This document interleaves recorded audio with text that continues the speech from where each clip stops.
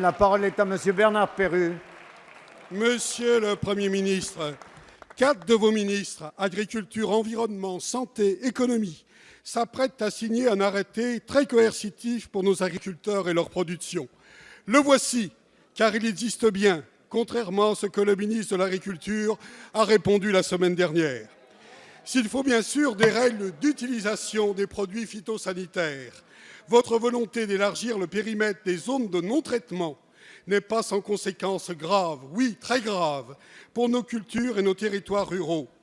De telles mesures entraîneront inévitablement un retrait potentiel de plusieurs millions d'hectares, un recul important de la production alimentaire française, la suppression de milliers d'emplois agricoles, la perte de plusieurs milliards d'euros par an de chiffre d'affaires, des distorsions de concurrence accrues avec les producteurs européens.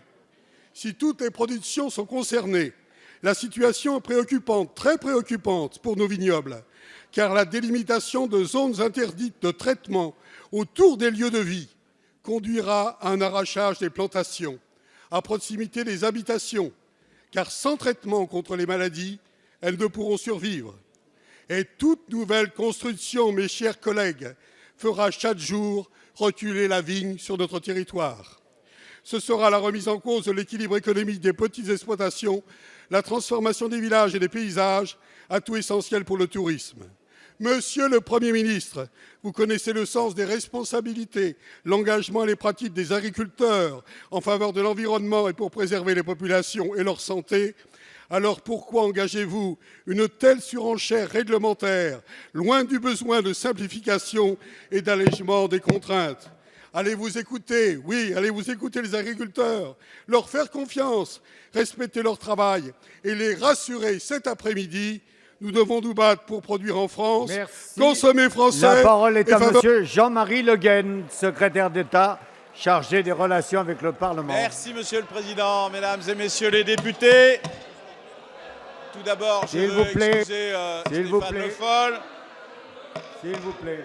Monsieur le député Bernard Perrut, vous savez que le gouvernement est dans la nécessité de réécrire effectivement un arrêté puisque le précédent a été cassé par le Conseil d'État pour un défaut et un vice de forme d'un gouvernement en 2006 que vous connaissiez bien. Bref, nous voulons instituer une nouvelle méthode de travail permettant de concerter les représentants agricoles dans une démarche interministérielle qui prenne en charge évidemment les différents points de vue. Cela se fera sous la responsabilité du préfet Beach.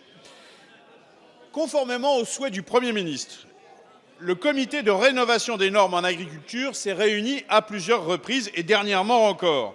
Les consultations d'ensemble ont eu lieu et je peux vous dire que le projet qui sera transmis à la Commission européenne sera conforme à la ligne constante qui sous-tend notre action depuis 2012. Nous devons éviter, c'était votre souci, monsieur le député, de toute surtransposition du droit européen, sans évidemment reculer, vous ne l'avez pas proposé, sur les dispositions actuellement en vigueur. Nous devons faire preuve de pragmatisme s'agissant de l'environnement et de la santé des personnes, et aussi de réalisme concernant l'activité des agriculteurs. Donc l'arrêté était nécessaire.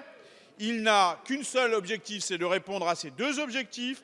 Tous les acteurs doivent être responsabilisés, car vous le savez, sont concernés bien sûr les agriculteurs dans leur production, mais aussi les ouvriers agricoles et l'ensemble des riverains des parcelles agricoles par les conséquences sanitaires que cela peut avoir. Et je connais votre souci de l'équilibre entre ces deux termes, et donc je pense que vous aurez satisfaction.